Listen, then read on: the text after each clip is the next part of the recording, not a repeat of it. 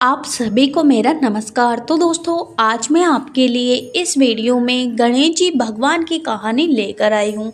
तो प्रेम से बोलिए गणेश जी भगवान की जय हो। दोस्तों, एक समय की बात है, एक शहर में राधे श्याम नाम का जाना माना रईस रहता था। उसके एक बेटा और बेटी के साथ उसका परिवार बहुत सुखी था, मगर उसकी पत्नी सुनैना बहुत ही कंजूस और लालची थी। फिर भी गणेश जी महाराज की इन पर विशेष कृपा बनी हुई थी। उनके यहाँ धन धान्य के भंडार भरे थे। एक दिन राधे श्याम सुनैना से बोला, सुनो, मैं गोदाम तक जाकर आता हूँ, तब तक तुम पूजा की तैयारी कर लो। मैं आऊँगा, तब तक तुम शुद्ध देसी घी के मोदक बनाकर तैयार रखना। तब सुनैना बोली, आप जाइए, मैं सारी तैयारी करके रखूंगी। राधे श्याम के जाते ही वह बोली, अच्छा हुआ चले गए, इनको तो कुछ दिखाई ही नहीं देता है। इनका बस चले तो पैसों को पानी की तरह बहा दे। देसी घी के मोदक गणेश जी महाराज कौन से देखने आ रहे हैं कि मैं देसी घी के मोदक बना रही हूँ या किसी और के। ऐसा करती हूँ, मोदक की सामग्री में पानी मिलाकर मोदक बना देती हूँ, ऊपर से शुद्ध घी के हाथ लगा दूंगी। गणेश जी महाराज और पति देव भी खुश हो जाएंगे। इधर गणेश जी महाराज ने सोचा, यह औरत तो पानी के मोदक बना रही है मेरे लिए। गणेश जी महाराज ने सोचा, ये सब इसके पति की आस्था से मैंने इसको दिया है। वह मेरा परम भक्त है, इसलिए मैं उसकी सारी इच्छाएं पूर्ण करता हूँ। अब मैं कुछ ऐसा करता हूँ कि यह स्त्री शुद्ध देसी घी के मोदक बनाकर मुझे खुद अपने हाथों से खिलाएगी। गणेश जी महाराज एक साधु का वेश बदलकर सुनैना के दरवाजे पर आ पहुँचते हैं और बोलते हैं, भिक्षा दे दो बेटी। तो सुनैना बोली कि जाओ बाबा, कहीं और से भिक्षा लो। तब गणेश जी महाराज बोले कि दान करने से ज्ञान और धन दोनों हमेशा बढ़ता है, दान करो। तब सुनैना कहती है कि मेरे यहाँ कोई सरकारी खजाना नहीं खुला, जाओ यहाँ से। गणेश जी महाराज उसकी कंजूसी को देखकर नाराज होकर चले जाते हैं। पूजा शुरू हो चुकी थी। राधे श्याम ने कहा, मोदक कहाँ है सुनैना, जरा मोदक लेकर आओ, गणेश जी महाराज को भोग लगाना है। तब वह कहती है, अभी लाऊं, देखो मैंने आधा कतनर देसी घी डाला है। वही पूजा अभी खत्म भी नहीं हुई कि राधे श्याम बेहोश होकर गिर पड़ा। सुनैना घबराकर बोली, अरे ये क्या हो गया इन्हें, गणेश जी महाराज इनकी रक्षा करें। तब विजय बेटा, जल्दी इधर आओ, देखो तुम्हारे पिताजी को क्या हो गया है, इन्हें वैद्य जी के पास लेकर चलो। जल्दी से वह वैद्य जी के पास पहुँचे। वैद्य जी बोले, सुनैना जाने कौन सा रोग है इन्हें, न तो देख पा रहे हैं और ना ही बोल पा रहे हैं। मुझे बहुत सी औषधियाँ तैयार करनी पड़ेगी, जिसमें बहुत खर्चा आ जाएगा। तब सुनैना बोली, मेरे पति को कुछ नहीं होना चाहिए। तो वैद्य जी बोले कि अभी आप 20,000 रुपये दे जाइए, मुझे औषधि बाहर से मंगवानी पड़ेगी। 20,000 तो मेरे पति के 4 महीने की कमाई है। ऐसा नहीं हो सकता कि कुछ कम में काम चल जाए। नहीं, दवाइयाँ कीमती हैं, अगर तुम्हें पैसा बचाना है तो इसे कहीं और ले जाओ। अब सुनैना के पास वैद्य जी को पैसे देने के अलावा कोई रास्ता नहीं था। विजय ने वैद्य जी को 20,000 रुपये लाकर दिए। इलाज शुरू हुआ। 10 दिन बीत गए, लेकिन अभी कोई आराम नहीं आया। रात के समय सुनैना ने अपने घर में कुछ अजीब सी आवाजें सुनी।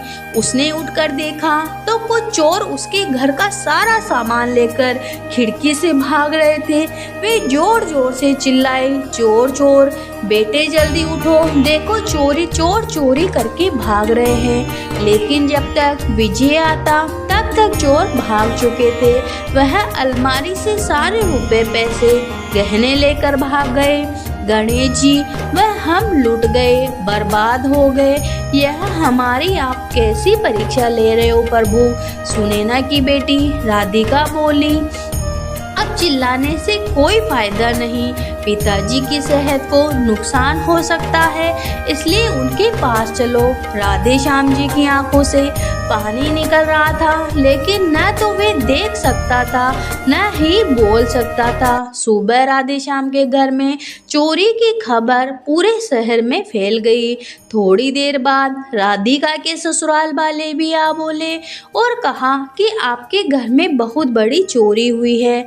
तब सुनैना की माँ बोली कि हाँ, आपने सही सुना है, कमबख्त सब कुछ ले गए, कुछ भी नहीं छोड़ा। राधिका के ससुर बोले, अगर ऐसी बात है तो मैं अपने बेटे का रिश्ता आपकी बेटी के साथ तोड़ता हूँ।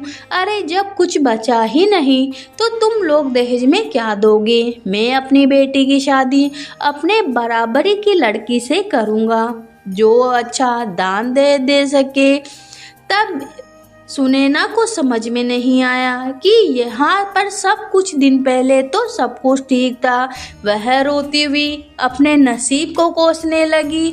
2 महीने बीत गए। सुनैना के घर में भूखे मरने की नौबत आ गई। विजय अपनी माँ से कहता है, माँ मैं घर छोड़कर जा रहा हूँ, आखिर कब तक पानी पीकर जिंदा रहूँगा? 3 दिन से घर में खाना नहीं बना, कुछ काम मिल जाएगा तो मैं आ जाऊंगा, वरना मेरा इंतजार मत करना। आज सुनैना खुद को बहुत लाचार और अकेला महसूस कर रही थी। गणेश जी महाराज भी आज उसका साथ नहीं दे रहे थे। उसे याद आया कि किस तरह राधे श्याम शुद्ध देसी घी के मोदक बनाकर गणेश जी महाराज को चढ़ाया करते थे।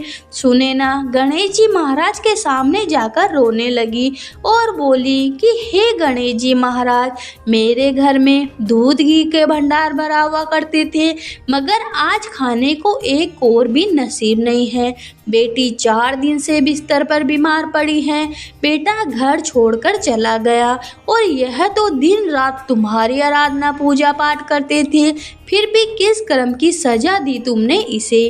गणेश जी महाराज तेज रोशनी के साथ प्रकट होते हैं। अरे कर्मों की सजा तुम्हें सुनाई, मेरे कर्मों की सजा प्रभु, वो कैसे? क्या भूल गई हुई मुझसे? मैंने तुम्हारे पति की पूजा पाठ से खुश होकर तुम्हें इतनी धन संपत्ति दी, लेकिन तुमने मेरे पसंद मोदक में पानी की मिलावट करके घी का नाम दिया, इसलिए मैंने नाराज होकर तुमसे सब कुछ वापस ले लिया। इतनी कंजूस स्त्री मेरी भक्त नहीं हो सकती। गणपति पप्पा, आपने मेरी आंखों पर बंधी लालच की पट्टी खोल दी। अब मैं कभी कंजूसी नहीं करूंगी और अपने हाथों से शुद्ध देसी घी के मोदक बनाकर आपको भोग लगाऊंगी। मुझे माफ कर दो प्रभु, अब ऐसी गलती दोबारा नहीं होगी। ठीक है सुनैना, मैं अपने प्रिय भक्त को और ज्यादा कष्ट में नहीं देख सकता और तुम्हारी कंजूसी की सजा उसे बहुत मिल चुकी। अब उसके कमरे में जाकर देखो, ठीक हो गया है। सुनैना गणेश जी महाराज को सत सत प्रणाम किया और दौड़ी हुई कमरे में गई। अब वह ठीक हो गए। आज सुनैना गणेश जी महाराज की कृपा से मैं ठीक हो गया। अरे विजय बेटा, तुम आ गए? हाँ माँ, मुझे बहुत अच्छा काम मिल गया और काम भी राधिका के ससुर ने ही दिलवाया है। आज वो रास्ते में मिले, उन्हें अपनी गलती पर बहुत पछतावा हुआ। अब राधिका की शादी नितिन के साथ होगी। कुछ देर बाद पुलिस भी आ गई। उन्होंने बताया, आपके घर से चोरी हुआ सारा सामान मिल गया और हम आपका सामान लौटाने आए हैं। सुनैना की आंखों में खुशी के आंसू आ गए। गणेश जी महाराज, अब 1-2 नहीं, पूरे 1.25 सेर मन के देसी घी के मोदक आप भोग लगाऊंगी। हे गणेश जी महाराज, जैसे आपने उन पर कृपा करी वैसे सब पे कृपा करना। तो गणेश जी महाराज की जय हो।